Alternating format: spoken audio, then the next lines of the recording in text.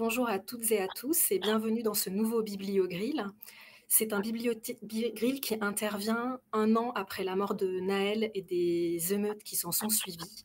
Et au cours de ces émeutes, de nombreuses bibliothèques avaient pu être prises pour cible, endommagées ou incendiées. Et il nous paraissait important aujourd'hui de revenir sur ces événements, de prolonger la réflexion, mais aussi d'apporter des perspectives 1 an après les faits. Et pour ce faire, je suis très heureuse de recevoir Éléonora Leboeck-Lethieri, qui est membre du bureau de l'ABF. Bonjour Éléonora. Bonjour à toutes et tous. Bonjour. Alors pour commencer, on s'est dit que ce serait important de revenir sur les événements qui se sont déroulés en juin 2023. Oui, en juin 2023, l'élément déclencheur est la mort de Nahel Merzouk à Nanterre le 27 juin. Par un tir policier. S'ensuit quelques jours de mobilisation sous forme de marche blanche, par exemple à Nanterre. Et la semaine suivante, pendant 1 à 3 nuits en fonction des territoires, des émeutes ont lieu, notamment effectivement de manière nocturne, dans certains quartiers et un petit peu partout en France. Certains quartiers seront visés par des dégradations, des incendies et lors de ces nuits, plusieurs bibliothèques vont être touchées. Il y a eu un recensement partiel, sans doute pas exhaustif, mais qui nous permet d'avoir quelques chiffres des bibliothèques touchées. On en a donc une 50aine qui ont été touchées, mais de manière différente. On en a vraiment 6 qui ont été touchés par un incendie partiel ou complet. Une douzaine qui ont été fortement dégradées, donc avec notamment des tirs de feu d'artifice, les mortiers, à l'intérieur des établissements qui ont pu faire de grosses dégradations. C'est un des exemples des dégradations. Donc vraiment une douzaine fortement dégradées, ce qui en laisse une trentaine qui ont été dégradées par effet collatéral, on pourrait dire, c'est-à-dire du mobilier urbain ou des vitres sur les abords des bibliothèques touchées ou des petites dégradations extérieures qui n'ont pas impacté le fonctionnement du bâtiment et donc du service de lecture publique derrière.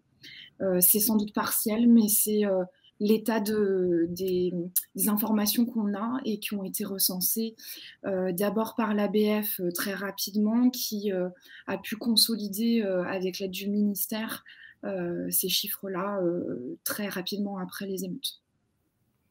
Et justement, en juin 2023, qu'est-ce qu'on sait des bibliothèques qui sont touchées par des émeutes? Quel est l'état de la connaissance en fait que l'on en a? Alors, ce qui est très connu dans la profession, c'est l'étude qu'en a faite Denis Merklen, qui a donné lieu à un ouvrage publié en 2013 dans sa première version. Pourquoi brûle-t-on les bibliothèques? C'est à peu près la seule étude longue qu'on a sur les bibliothèques qui ont précédemment, avant 2023, été touchées. Pour rappel et pour ceux qui ne se seraient pas plongés avec spécificité dans l'ouvrage de Denis Merklen, il étudie en fait les bibliothèques touchées par des incendies de 1996 à 2013. Il en recense 70. Donc à l'intérieur évidemment de cette échelle de temps, il y a 2005. Il y a les émeutes de 2005 qui ont fait suite à la mort de Ziad Benna et Bouna Traoré dans le 93. Il identifie que ces bibliothèques sont parfois visées à l'intérieur d'émeutes pendant des épisodes qui touchent beaucoup plus largement en fait des quartiers. Et sans vouloir comparer, puisque les temporalités ne sont pas les mêmes, les histoires politiques, les histoires de quartier et les personnes, hein, les professionnels comme les émeutiers ne sont pas les mêmes. Tout ce qu'on peut dire là sur un aspect comparatif et ce qui a été rappelé par Denis Merklén lorsqu'il a été auditionné par l'Assemblée nationale. Vous pouvez voir d'ailleurs le replay de cette audition sur le site de l'Assemblée nationale, c'est que les émeutes de 2023, on recense moins de bibliothèques touchées par des incendies en 2023 qu'en 2005. Voilà, ce sont des choses différentes et l'analyse de Denis Merklén nous permet de dire que, et d'ailleurs c'est un sous-titre de son ouvrage, quand les classes populaires questionnent la sociologie et le politique, c'est que c'est bien plus complexe que les bibliothèques visées par des émeutiers. La volonté de toucher une bibliothèque n'est pas si avérée que ça. En tout cas, si elle est avérée, elle n'a pas qu'une seule explication, et c'est la complexité sur laquelle nous mène Denis Merklén qui a guidé notamment les réflexions à la suite de 2023. Il n'y a pas qu'une seule raison pour ces faits et ces phénomènes, comme il n'y a pas qu'une seule raison pour que les émeutes aient lieu. Et c'est dans ces rails d'analyse et dans cette orientation-là qu'on s'est glissé. Donc effectivement, comme tu viens de le dire, on a ces travaux de Denis Merklén et qu'est-ce qui se passe à partir de là? Comment est-ce que, en tant que professionnel, vous vous mobilisez? Comment l'ABF aussi se mobilise? Alors effectivement, on a eu une action associative tout au long de l'année 2023 et début de l'année 2024. On a souhaité réagir assez rapidement après les émeutes dans ce qui peut être qualifié pour beaucoup d'équipes une gestion de crise, puisque après dégradation, les collègues ont dû gérer plusieurs pans et plusieurs aspects de leur métier, faites un peu urgemment pendant l'été 2023. Soit ce sont des questions matérielles plus ou moins fortes, comment on remet en état une pièce, une bibliothèque, ou comment on vit sans bibliothèque pour certains, pour des questions tout simplement de travail, hein, comment on travaille sans bibliothèque ou avec un lieu dégradé, comment on continue à faire une politique de lecture publique à cet endroit-là. Et ça, ce sont des questions que se pose la profession à ce moment-là. Mais ce que veut apporter l'ABF et notre réflexion en juillet 2023, c'est comment les sciences sociales peuvent nous aider. Et on déclenche donc l'organisation, avec la complicité de la BPI et notamment Christophe Evans, un webinaire qu'on veut entièrement gratuit, entièrement accessible, pour inviter Denis Merklén, et également un sociologue qui s'appelle Julien Talpin et qui est spécialiste des quartiers populaires, mais également de l'épreuve des discriminations dans les quartiers populaires et ailleurs. Et avec leur complicité et une analyse très à chaud, parce qu'eux-mêmes sont en cours d'analyse, hein, tout simplement, on organise ce temps de réflexivité. L'idée, c'est que pendant la crise, il est important de continuer à réfléchir et continuer à remettre des faits et ce qu'on vit au quotidien dans un contexte beaucoup plus large. On a continué sur cette orientation-là en faisant un recensement. Et on a souhaité organiser ce qui s'est appelé les Assises debout des bibliothèques en quartier populaire, qui a finalement eu lieu en mai 2024 dernier à la bibliothèque de la Villette, à la bibliothèque des sciences, et qui a été co-organisée donc par l'ABF et par l'association des élèves conservateurs de l'INET. C'est un long travail qui a commencé en octobre et qui s'est conclu en mai. Un groupe de travail que je remercie d'ailleurs de la pertinence de son travail, parce que c'est un travail en cours et qui n'est pas fini, mais on a pu proposer une journée et demie de réflexion et d'analyse des pratiques aussi avec les professionnels qui ont pu se déplacer à Paris ces jours-là. L'idée, c'était de remettre les bibliothèques en contexte, en proposant à des sociologues qui n'ont pas étudié les bibliothèques, puisque comme je l'ai dit, il y a très peu d'études sur les bibliothèques à proprement dit, mais qui ont étudié des éléments de contexte qui peuvent nous aider, nous, au quotidien, dans notre pratique. Et l'idée également, c'était de sortir de ces événements et de ces phénomènes des émeutes, mais de parler de quelles sont les caractéristiques du travail de lecture publique dans un quartier populaire ou dans des quartiers populaires, puisqu'ils ne sont pas tous pareils. Et effectivement, des bibliothèques en quartier populaire ont permis de recenser quelques ressources, des professionnels des quartiers populaires, des bibliothèques en quartier populaire et des sociologues qui ont pu nous apporter des analyses. Également d'acteurs comme des journalistes ou des jeunes impliqués dans les quartiers populaires. Et nous avons pu mettre en ligne une première page de ressources avec la complicité aussi d'une illustratrice, Céline Ziwes, qui nous a permis de recenser tout ce qui s'est dit pendant les journées et demie et que vous pouvez retrouver sur le site de l'ABF. Voilà un petit peu le travail associatif en cours qui n'est pas fini et qui n'est pas exhaustif, mais qui nous a permis de prendre acte de l'importance et de la reconnaissance du travail des collègues en quartier populaire. Comme tu l'as dit, un travail qui est soutenu par les sciences sociales. Est-ce que tu as des outils, des ressources à nous conseiller et à conseiller à des collègues en la matière?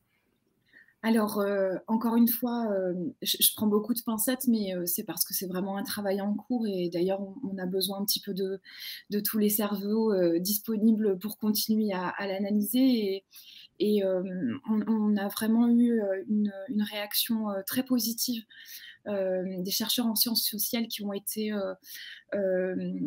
sollicités pour les journées d'études, parfois qui n'ont pas pu se déplacer, mais qui sont curieux du travail qui est en cours.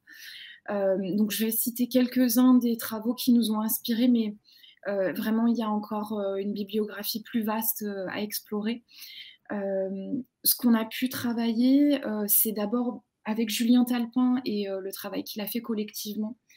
Ce livre-là, j'espère que vous allez pouvoir le voir. L'épreuve des discriminations.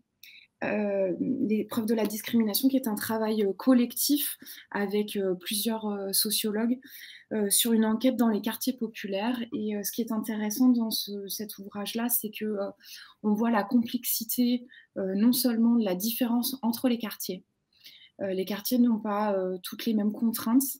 C'est presque de la géographie, c'est de l'aménagement du territoire. Et se plonger aussi dans cette histoire de l'aménagement des quartiers populaires, ça permet de se situer, nous, en tant que professionnels de la lecture publique, en se disant, est-ce que mon quartier est excentré d'une ville?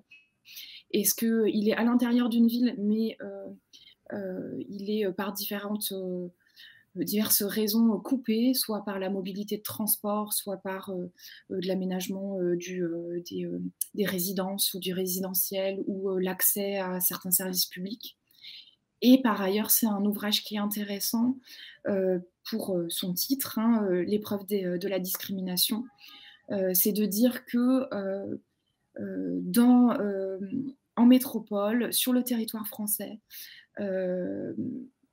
il y a des choses qu'on peut constater qui sont communes à une vie dans les quartiers populaires. Et j'utilise le mot quartier populaire à dessein. C'est pas les quartiers prioritaires de la ville qui sont une catégorie désignée par l'État pour des financements, mais vraiment plus largement les quartiers qui ont des caractéristiques de pauvreté ou d'accès différencié à l'emploi ou à l'enseignement supérieur, pour n'en citer que deux. Et ce qui est intéressant, c'est d'aller dans le détail de ce que ça veut dire être victime de discrimination. Et c'est à l'intérieur de ces études-là qu'on peut faire le lien avec observer de la société qui rentre en fait et qui passe la porte de nos bibliothèques. Ça nous permet de resituer ça. Très rapidement, Et en sortant aussi des émeutes à proprement dit, il y a d'autres phénomènes de violence auxquels on est confronté.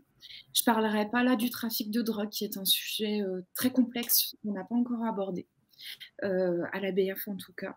Mais on a travaillé et on s'est inspiré de la question des rixes de quartier, et donc des bandes de jeunes qui peuvent avoir des phénomènes de violence entre eux, qui impliquent parfois d'autres acteurs, évidemment les forces de l'ordre. Et sur ça, on s'est appuyé sur le travail de Marwan Mohamed, qui a notamment publié Ya Embrouille. Et c'est intéressant également de rentrer notamment dans des phénomènes d'utilisation de la situation de quartier, et donc de l'appartenance à un quartier par rapport à un quartier voisin, et d'essayer de comprendre pourquoi une partie de la population a besoin ou se réclame d'un territoire ou d'un quartier. Parce que ça peut rentrer aussi dans les bibliothèques, ce phénomène-là.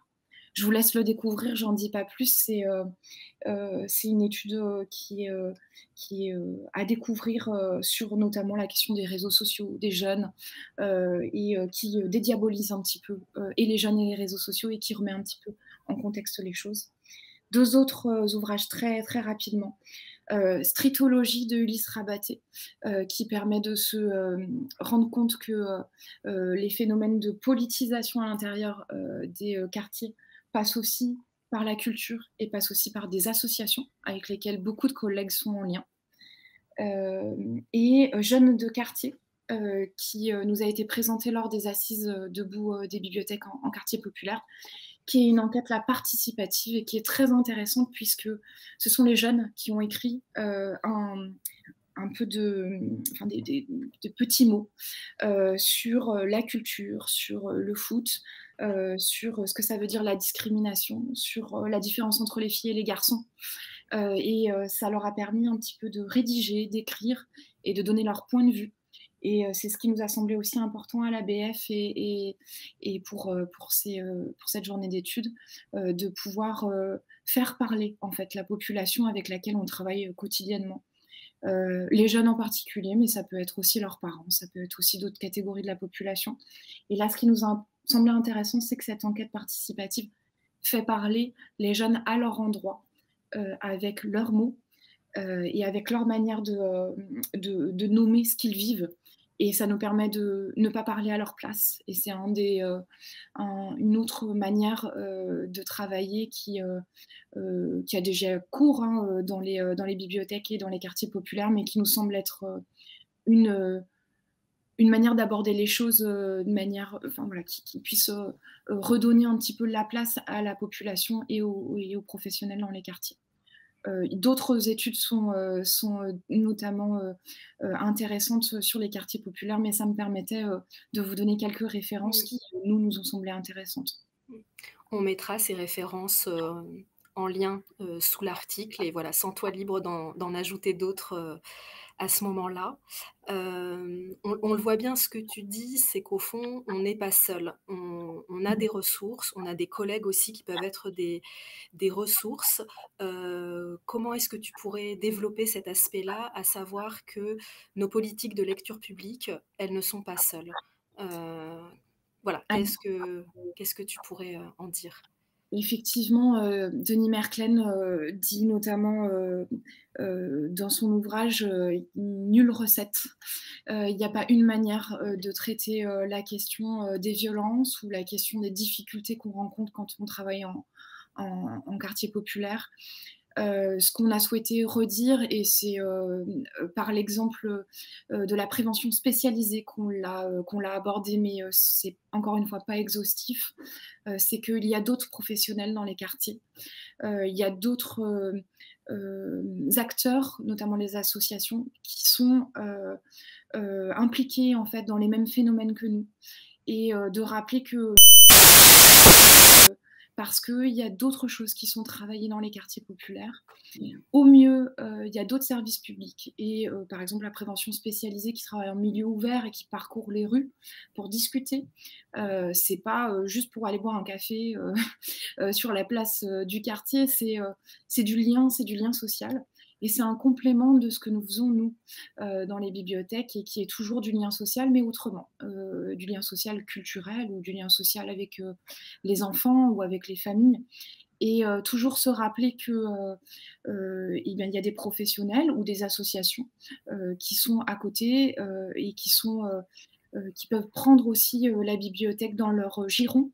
Et c'est en dialoguant avec ces professionnels-là qu'on pas de recettes toutes faites, mais justement, c'est peut-être des recettes avec eux qu'il faut construire. Alors ça prend du temps. On n'est pas tous dotés de services publics ou d'associations dans les quartiers, on est parfois seuls, ça on peut le reconnaître. Par contre, c'est ce qu'on a pu constater dans les assises debout des bibliothèques en quartier populaire, c'est qu'en prenant cette voie-là, c'est une des voies qui permet d'apporter quelques solutions à des problématiques que rencontrent les professionnels en bibliothèque. Et de se dire aussi que chaque quartier, chaque bibliothèque à un instant T n'est pas la même que celle d'à côté, n'est pas la même que celle à l'autre bout de la France et n'est pas la même potentiellement qu'il y a 2 ans.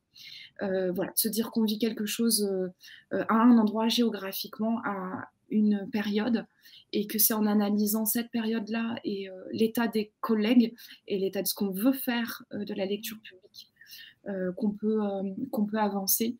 Et les quartiers bougent énormément, les situations politiques aussi bougent énormément.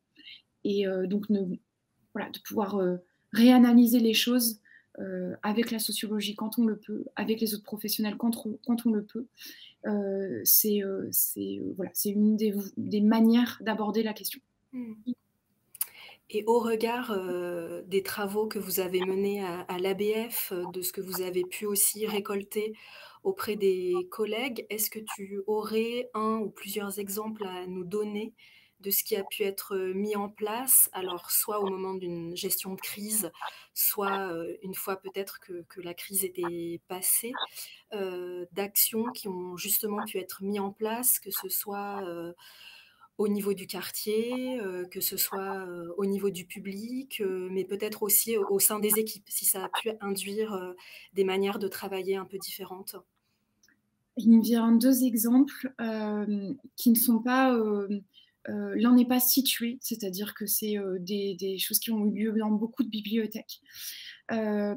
L'autre exemple est très situé. Nous avons eu la chance de pouvoir inviter pendant les assises debout des bibliothèques en quartier populaire plusieurs collègues et professionnels du quartier de Borny à Metz, qui avaient été notamment l'objet d'un reportage à France Culture de l'émission Les Pieds sur Terre.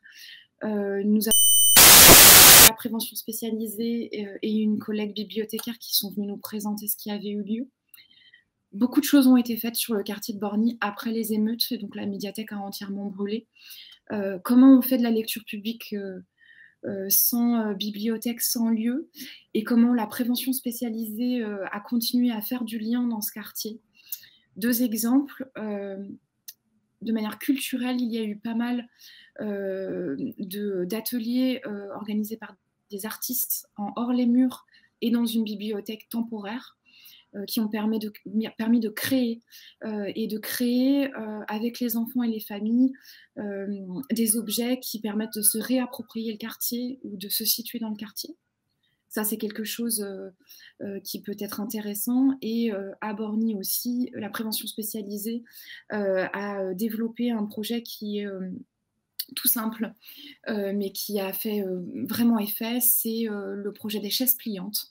Tout simplement, les chaises pliantes, elles sont souvent utilisées par voilà, une partie des personnes impliquées dans du trafic de drogue, notamment pour observer leur territoire et veiller à ce qu'il n'y ait pas de problématiques et d'arrêt de leur trafic. Et là, c'est une réappropriation des chaises pliantes et donc des chaises longues pour se dire pourquoi on ne les utiliserait pas pour dialoguer à l'intérieur du quartier, en extérieur, pendant l'été. Et ça continue, et les collègues de Apsis Emergence, qui est l'organisme qui organise voilà, ces dialogues-là entre personnes du quartier, continuent à le faire sur des sujets qui leur semblent, eux, aux personnes du quartier importantes. Et voilà, ces 2 aspects-là sont intéressants. Et puis, Dans beaucoup de bibliothèques, ce qu'il a été fait aussi, c'est de s'appuyer sur l'expertise des collègues, même s'ils n'ont plus de bibliothèque ou s'ils ont encore une bibliothèque, pour revenir en arrière et se dire qu'est-ce qu'on a fait dans les années passées, et notamment hors les murs. Beaucoup de collègues se sont penchés sur qu'est-ce qu'on fait dans les bibliothèques d'école ou dans les écoles, qu'est-ce qu'on fait dans la rue, dans les parcs l'été, qu'est-ce qu'on fait pour continuer à faire du lien social. Donc ça revient un petit peu à ce qu'a fait la médiathèque de Borny, mais là vraiment dans une politique de lecture publique, comment on ancre cette politique-là. Alors parfois c'est forcé, puisque les collègues n'ont plus de bibliothèque, et parfois c'est en complément de ce qu'ils peuvent faire dans leur lieu. Et cette Mmh. réflexion-là, elle est en complément de ce qu'on peut faire en quartier populaire. Elle n'est pas que spécifique aux quartiers populaires et aux bibliothécaires en quartier populaire, mais c'est quelque chose qui peut s'appuyer sur l'éthique des droits culturels, comment on respecte en fait les droits de tout citoyen, même s'ils sont en quartier populaire, d'avoir accès à la lecture publique, et comment on les implique, comment on les fait participer à la vie culturelle, en se disant que c'est une des manières et ben, de toucher les familles, les jeunes, et de continuer à faire notre rôle, notre profession et notre travail dans ces quartiers-là, de manière continue et pas seulement en gestion de crise. Alors j'ai quelques questions qui me viennent et que je vais te transmettre. La première, c'est est-ce que dans les travaux que tu as cités ou dans les liens que l'ABF peut avoir avec l'étranger, on a des exemples similaires de ce qui a pu se passer ailleurs, récemment, par exemple? Alors nous n'avons pas pris le temps forcément de regarder au-delà de la métropole. Je dis métropole très précisément puisque en France, si on prend tout le territoire, il s'est passé d'autres choses, mais qui voilà, nous met à par exemple des incendies, mais qui nous semblent être d'un autre type, et que nous n'avons pas du tout analysé. C'est vrai que c'est un travail qui serait intéressant et sur lequel nous n'avons pas eu le temps d'échanger avec d'autres professionnels, et c'est vrai que ça pourrait être une piste de travail encore, notamment avec des pays limitrophes comme la Belgique. Ça pourrait être intéressant puisque les sociologues que nous avons rencontrés travaillent, donc pas sur les bibliothèques, mais sur les quartiers en Europe. Et parfois c'est l'Angleterre, parfois c'est la Belgique. Et ça pourrait être intéressant effectivement de... Voilà. Pour l'instant, pas encore, mais tout cerveau qui voudrait travailler sur ces sujets-là est le bienvenu. Et donc j'ai une deuxième question, est-ce que les autres acteurs du quartier comprennent toujours que la bibliothèque est une alliée? Et c'est peut-être une question qui fait le lien avec, l'une des hypothèses, de Denis Merklén, et de Julien Talpin, à savoir que, quand on prend pour cible une bibliothèque, quand on brûle une bibliothèque, c'est aussi parce que c'est une institution et donc un symbole de l'État et potentiellement le symbole d'un État, qui a, marginalisé, voire abandonné ces quartiers. Comment est-ce que ça, effectivement, ça peut être, reçu par d'autres, partenaires du quartier et comment est-ce que la bibliothèque, elle est perçue, et comment, voilà, des liens peuvent se tisser aussi à cet endroit-là? Alors de ce que on a pu recenser un petit peu comme analyse, il n'y a pas une opinion sur les bibliothèques, et il n'y a pas une opinion, même si on n'en prend qu'une dans son quartier à un instant T. Euh, il peut y avoir des éloignements ou des distances entre les associations ou d'autres professionnels, hein. Parfois, c'est même le service de la commune pour laquelle on travaille, le service jeunesse, une mécompréhension ou une distance, en fait, tout simplement, entre le travail de lecture publique et leur travail à eux. Ce qu'on a remarqué, c'est quand même pour les adultes, on va dire les adultes professionnels, ou les acteurs des associations qui s'impliquent pour le quartier, une situation en 2023 qui est quand même contrainte. et qui est l'aspect commun entre les bibliothécaires et ses collègues ou ses acteurs qui pourraient être des alliés ou qui le sont. On peut avoir des bibliothèques qui sont distantes, parce qu'on a peu fait le lien ou parce qu'on est contraint nous-mêmes, et qu'on a peu le temps d'aller voir, d'autres acteurs. Des turnovers d'équipe, enfin voilà, des contraintes, temporelles, qui font que la situation à l'instant T est là. Parfois, c'est de l'autre côté. Parfois les acteurs, soit n'existent pas, soit eux-mêmes subissent des turnovers ou des baisses de moyens et c'est quelque chose qui, d'un côté ou de l'autre, traverse beaucoup, beaucoup de situations. Donc est-ce que la bibliothèque est toujours vue comme un allié ou une alliée? Est-ce que les bibliothécaires sont repérés, comme des acteurs? Pas toujours et si vous en avez l'occasion, vous, dans votre, situation, de rappeler qu'on est, des acteurs d'une politique publique plus globale et si vous en avez les moyens, c'est effectivement, par là qu'il faut commencer et de rappeler, en fait, quelle est vraiment notre activité puisque c'est peu connu et ça, c'est pas, que dans les quartiers populaires. Ce que fait la lecture publique, dans son quotidien, c'est quand même quelque chose qui est peu connu. Par contre, est-ce que c'est vraiment, une institution visée, par une distance, par les adultes et les professionnels? C'est pas dit, c'est vraiment pas dit. Est-ce que les jeunes nous visent à dessein, comme une institution? C'est effectivement ce qui est une hypothèse et de mon point de vue et de ce que, ça nous apporte là, l'année de travail, j'en suis pas certaine. Je suis pas certaine qu'on est toujours, visé comme une institution. J'en veux pour preuve les bibliothèques qui n'ont pas été incendiées, et qui ont été défendues par la population. Plus ou moins jeunes, ça pouvait être des jeunes, ça pouvait être, des adultes, ça pouvait être, des groupes, divers et variés. On parle effectivement des bibliothèques qui ont été visées, on a du mal à recenser, ce qui a été les effets protecteurs, en fait, des bibliothèques. Et pourquoi, que 6, alors c'est 6, hein, c'est pas à dénigrer, mais c'est quand même que 6 entièrement incendiées, sur, l'entièreté, des bibliothèques qui existent en quartier populaire. Donc c'est, pas dit et c'est une analyse qu'il faut continuer à faire.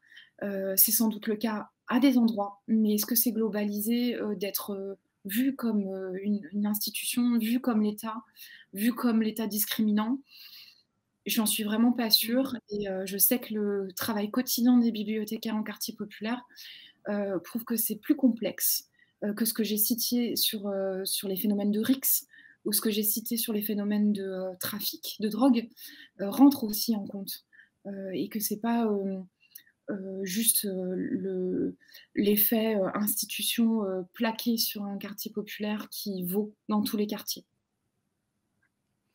Et j'ai une dernière question pour, finir. On fait, ce bibliogrill dans un contexte politique qui est particulier aujourd'hui. C'est un contexte politique qui va peut-être ou sans doute, déboucher sur de fortes tensions dans certains quartiers et des quartiers populaires. Comment est-ce que tu l'abordes? Est-ce que vous l'abordez, à l'ABF, ce contexte-là et comment, voilà, est-ce qu'il vient, accompagner, consolider vos réflexions?